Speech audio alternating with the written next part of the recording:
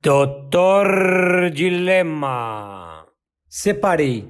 E agora? Hoje vou deixar que minha própria paciente, a Laís, conte como foi sua separação e seus erros e acertos. Muito do que ela contar foi discutido nas nossas sessões de terapia.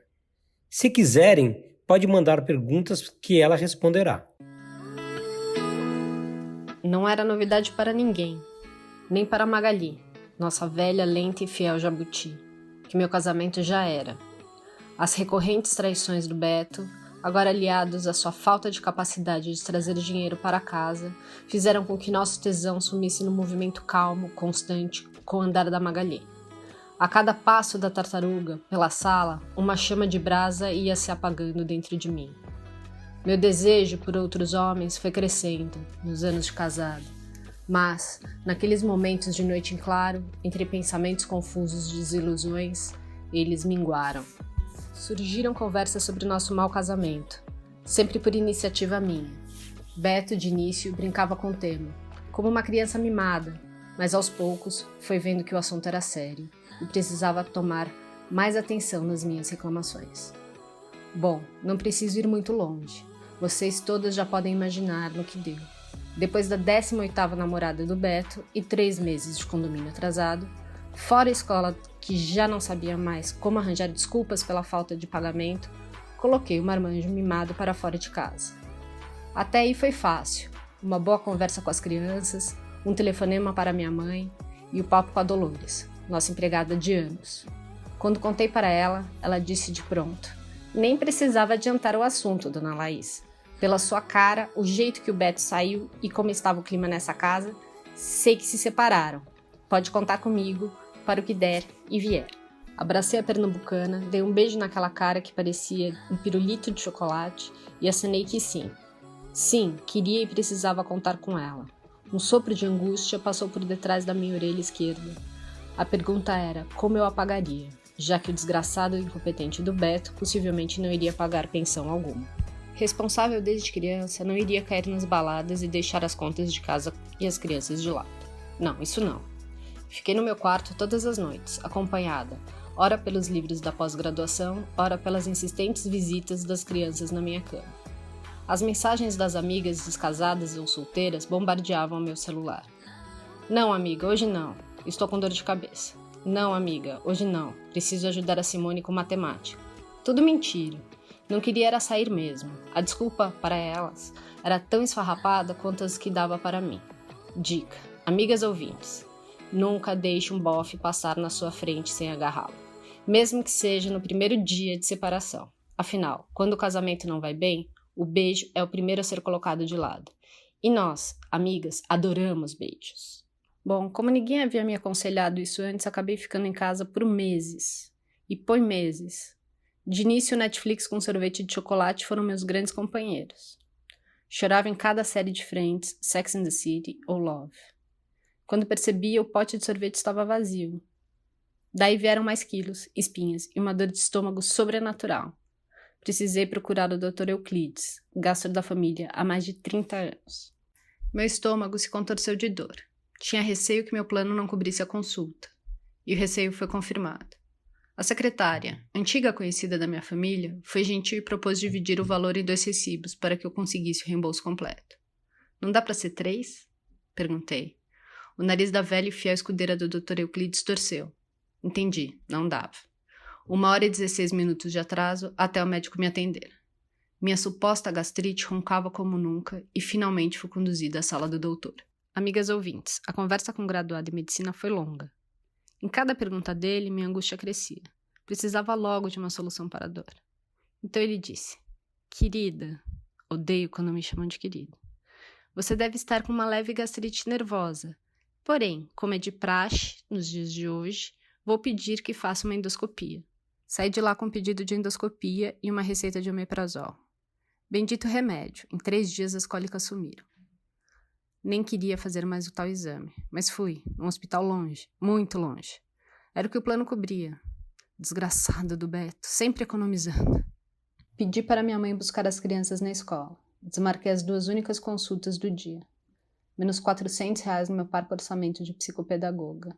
e Dolores me acompanhou no exame. Meninas, que dentes lindos tinha o médico da endoscopia.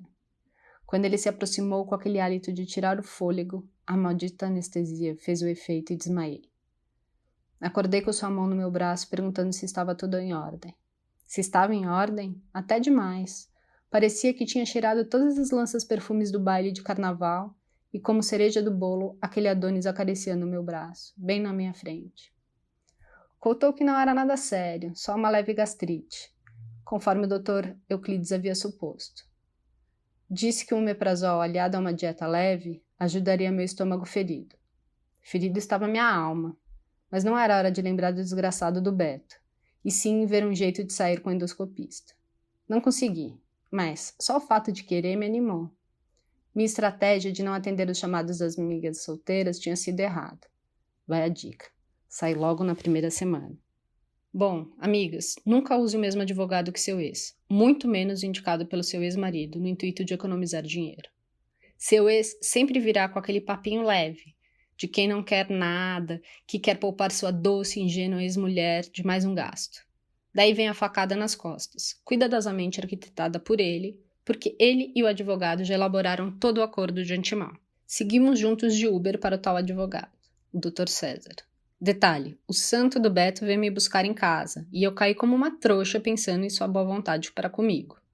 O escritório do Dr. César não gostava de luz, só uma luminária com uma antiga lâmpada incandescente pendia no teto do recinto. Aposentado, o velho professor de direito, curvado atrás de sua mesa de madeira gasta, contou histórias do tempo da carochinha.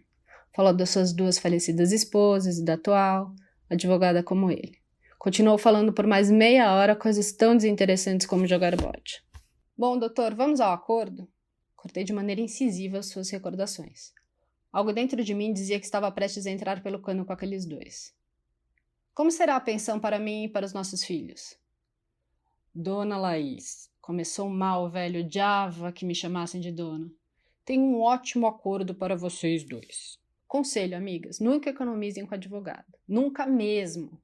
Nunca aceite um para os dois, principalmente se for escolha dele. Qual é o ótimo acordo para nós dois? Algo dentro de mim dizia que estava fodida naquela sala. Antes fosse pelo doutor do hálito de tirar o fôlego.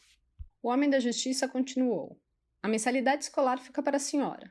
O senhor Beto pagará o inglês, mas o plano de saúde. Entretanto, as despesas médicas, dentista, etc., ficam por sua conta. E as da casa? E a terapia da Simone? Indalguei. Daí o Beto começou com suas gracinhas. Disse que a Simone não precisava mais de terapia, que estava ótima. Ótima como? Suas notas estavam péssimas desde a separação, e as espinhas na cara tiravam toda a sua autoestima. Beto voltou com gracinhas, agora mais agressivas. Disse que os psicanalistas adoram enrolar os pacientes para que suas receitas não diminuam e se perpetuem. Quando o maldito do Beto disse isso, meu sangue subiu até a mais alta artéria do meu cérebro. Mas não iria deixar minha raiva ultrapassar meu controle. Não lá na frente do doutor advogado de um lado só. Tudo planejado, tudo arquitetado com antecedência. Eles estavam lá para me ludibriar e me vencer pelo cansaço. Mas eu era boba até certo ponto. Na maior tranquilidade, falei que iria pensar. Ambos se surpreenderam. A boa e pacata, psicopedagoga, dona de casa, tinha alguma carta na manga. E eles desconheciam o valor dela. Saí da casa do doutor Engana-Trouxa e voltei para a casa de metrô. Precisava andar e refletir com o que havia acabado de acontecer. Beto, além de desgraçado, vocês podem ver que adoro chamar ele de desgraçado. Não é mania, mas sim o fato de adjetivo cair como luva na personalidade daquele desgraçado. Era um canalha. Como pude viver tantos anos? Viver não, dormir na mesma cama de um canalha como esse. Como somos cegas pela paixão, pela busca de um amor perdido na infância e pela sensação de abandono que nos cerca com tanta insistência. Assim que cheguei em casa, liguei para a Sharon, uma amiga judia, psicanalista, feminista e com desejo de vingança aos homens, montanhas acima do meu. Ela atendeu e eu me senti acolhida na hora. Falei com timidez, como uma menina procurando uma amiga para brincar de bonecas. Pelo tom da minha voz, ela descobriu de cara meu estado. Contei para ela do Beto, da separação e do advogado de quinta categoria que queria, junto com meu ex, colocar bonitinho no meu rabo. Minha fúria foi diminuindo em cada palavra de raiva que eu cuspia. Ela perguntou se eu tinha dinheiro suficiente para aguentar um litigioso longo. E eu disse que não. A menos se eu apelasse para os meus pais.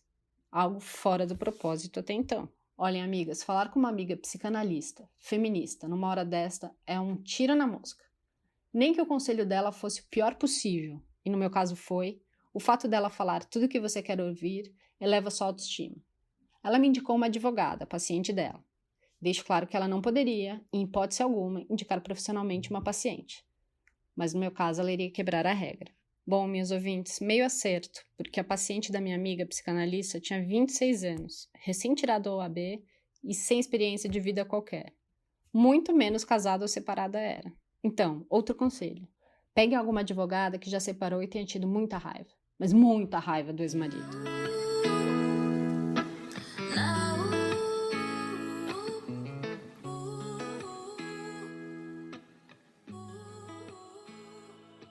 Outro erro, amigas, que vocês não podem fazer, como eu fiz, é querer se livrar do assunto logo de cara. Vai a dica. Um mau casamento e não querer ver mais seu marido é uma coisa. Fazer um mau acordo porque não quer ver mais a cara do ex-marido é outra. Lembre-se de que, desde que ele saiu de casa, ele é seu ex, não mais seu atual marido. Então, faça quantas reuniões forem necessárias até chegar a um bom acordo.